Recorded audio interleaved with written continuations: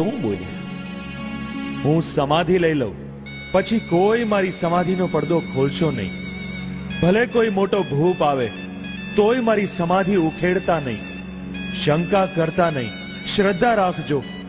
જ્યાં ધોળી ધજા, ઘીની જ્યોત અને ગુગળનો ધૂપ થશે ત્યાં મારી પૂજા ગણાશે. બોલો રામદેવ પીરની હરિ ઓમ, બોલો હિન્દવા પીરની હરિ ઓમ.